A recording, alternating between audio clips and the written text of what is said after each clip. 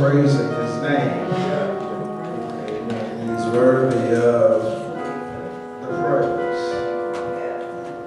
So we must continue to give him all honor, all praise. He so rightly deserves.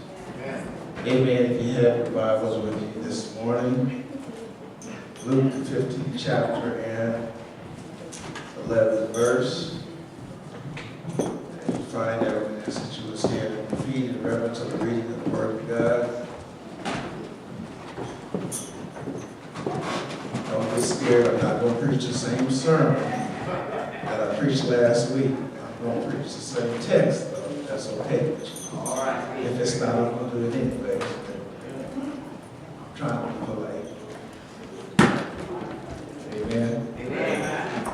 Luke 15th chapter, beginning with the 11th verse. And he said, a man had two sons. The younger of them said to his father, Father, give me the share of the estate that falls to me.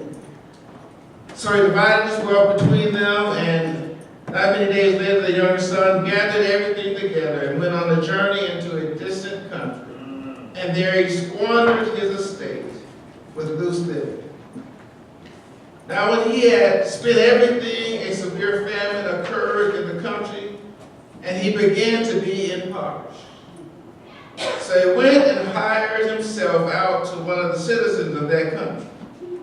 And he sent him into the fields to feed the swine.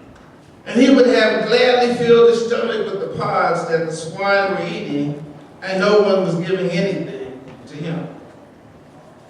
But when he came to his senses, he said, how many of my father's hired men have more than enough bread, but I am dying here with hunger?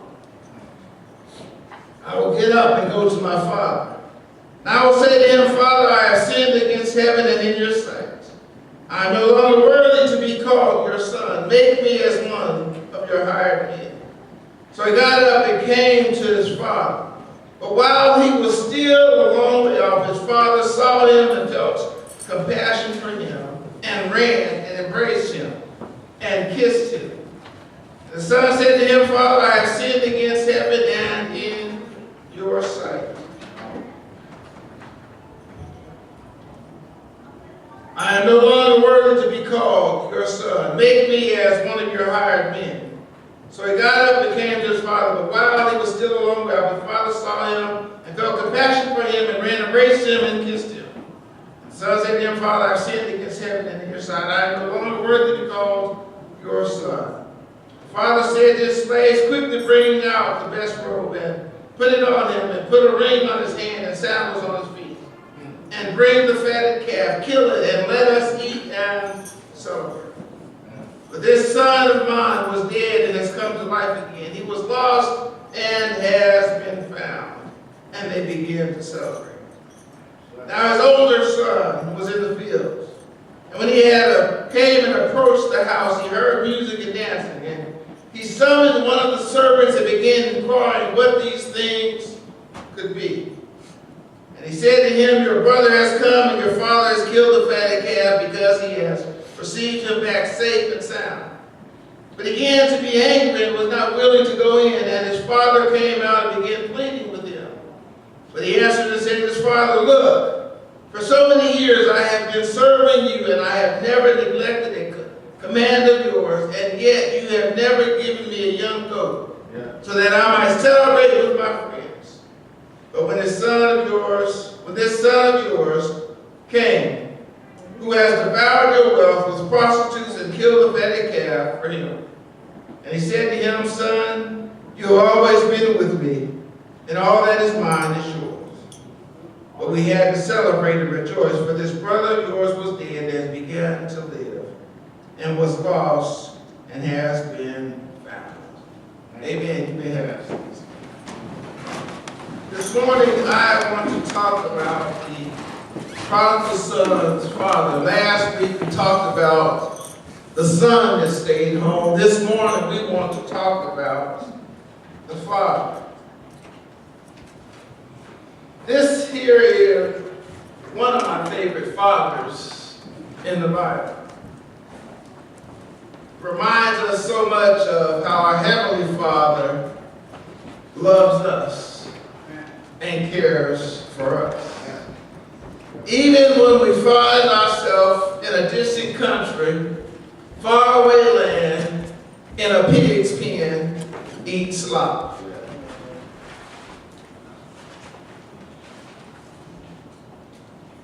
This text chosen by Jesus to illustrate the Heavenly Father. He must then be the ideal earthly father for us to take time to study. He was a father of two sons who were prodigal for a time. I know we always talk about the one, but they were both prodigal in a sense. And that word prodigal simply means characterized by profuse or wasteful expenditure, lavish or reckless. And we can say from the text that both of them were reckless at a time in their life. Has anybody this morning been reckless at a time in their life? I'm so glad that in spite of my recklessness, God still was like the Father, had his arms open wide to embrace me. This younger was prodigal in choosing the pleasures of sin. Says he went out and says he had riotous living. And text says that he went out and spent his inheritance on prostitutes and lavish living. So he was prodigal and spending his money and choosing sin. But this older brother, in which we talked about last week, was prodigal in choosing pride of self. He thought it was all about him. He didn't really care about his brother. It was all about me, myself, and I. Because the father was what he was, the prodigal became what he should be. And that is this younger son returning home. So we ask the question, what kind of father was he? Right? And that's where we want to begin our message on today, on this father of the prodigal. First thing we see from this father is that he was an approachable father. Okay. Some may have a father that you really can't go talk to. Well, amen, somebody. Amen. Somebody's father may tell you, I don't have time for that. Some may even say, get out of my face, I don't want to hear it. Wow. And some may just be absent and not approachable at all because they're not in the home. Yeah. But this father was an approachable father, which reminds us of our Father in heaven that we can approach him anytime, day, noon, or night, in sickness and health, whatever condition you're in, you can go to the Father. Amen. The text would seem to give us family history. We don't always want to talk about family history, because sometimes we got some bad things in our history that we want to erase, but we can't because it is history. But it seems from our text that the mother of the boys had died. Perhaps at the birth of the youngest son. And perhaps this man has stood with his two boys. The text also indicates that he was wealthy because it said that he had servants. Yet, he was approachable. The young son had some dreams. Some dreams about this far country. He wanted to know what it was like. Right. It amazes me that there are some folks that live in Reno and have never left Reno. And I just imagine if they wonder what it's like in Alaska.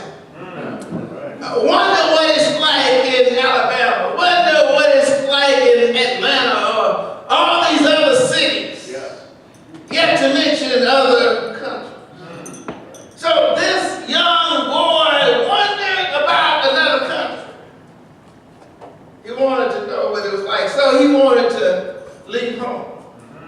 Some might have slipped off in the night and just ran away. Some might have asked another to intercede for him. But this one feels free to come right to his father because his father was approaching. Right. And it's good when you can be an approachable father. Amen. Sometimes, as an approachable father, you get to hear some things that you don't really want to hear. Your children will come and tell you some things that you really don't like. Some things that you really don't hear, but the key is to being an approachable father. Right. And our Heavenly Father is an approachable father. That's good news this morning that we can approach our Heavenly Father. The Bible says, "Come to me, all who are weary and heavy laden, and I will give you rest." Hallelujah. You can come to Him just as you are. And I'm so glad He don't have rules like we have. Amen. Amen. On the first Sunday, you got to wear black and white. You got to wear a suit, and on the second Sunday, you got to wear blue, and on the third Sunday, you get to wear your jeans, and all these rules and regulations. The Father says, "Come as you are." Amen. Weary, wounded, and sad. And He says, "I will find in Him a resting place, for He has made me glad." Hallelujah. I'm so glad I can go to the Father any way that I am. And I don't know about y'all, but I've been in some ways and I've been in bad shape. And I could go to the Father. I don't know about you, but have you ever been drunk and went to the Father? You ever been high and went to the Father? God will listen to you no matter what condition you come in. Amen. That's good news this morning, because somebody is broken this morning and you need to know that you can go to the Father. Amen. Amen. Amen. He was approachable.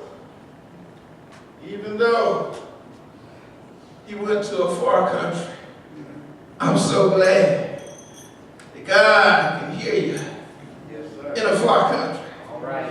I'm reminded on last year, I think it was in June, I was in Mexico at my niece's wedding. And from the time I got off the plane until the time I got back on the plane, I was sick as a dog. Did everything I could to perform that ceremony. Laid in the bed pretty much the whole trip, trying to get with. But I'm glad God stops by Mexico every now and then to see about me also. No matter where you are, even in a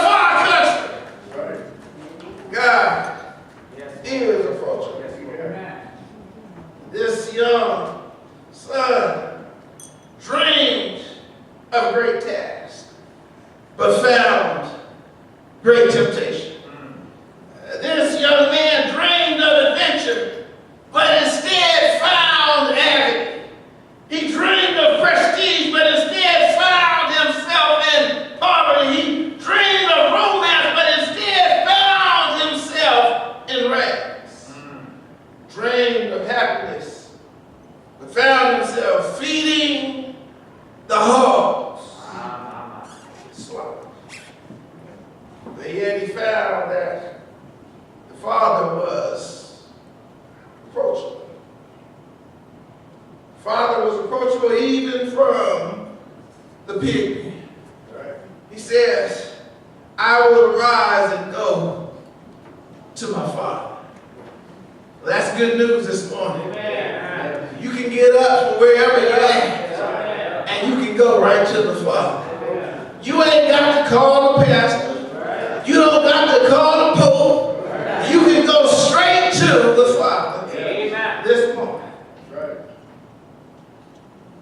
God is still approachable, even from the pig's pen. His father, who in the son's mind, who was associated with heaven. And look at verse 18. He says, I will get up and go to my father. I will say to him, Father, I have sinned against heaven and in your sight. He says, I have sinned against heaven and before thee. And when he thought of heaven, he thought of his father. But when he thought of his father, he thought of heaven. He could not be reminded of God without remembering and being reminded of his father.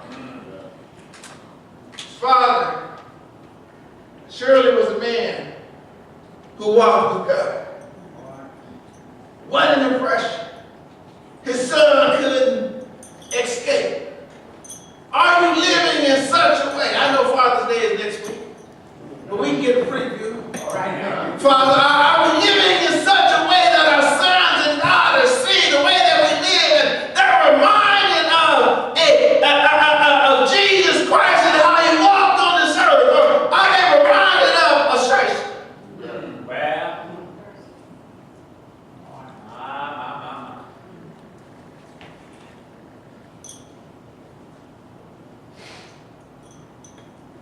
Father was a reminder of heaven.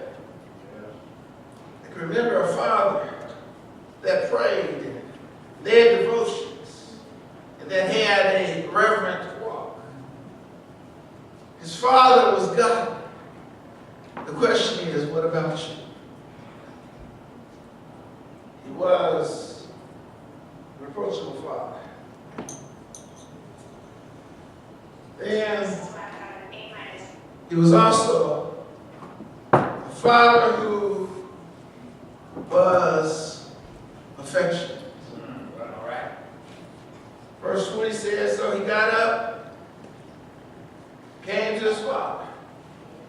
But while he was still a long way off, his father saw him, felt compassion for him, and ran and embraced him and kissed him. It says he ran and fell on his neck and kissed him.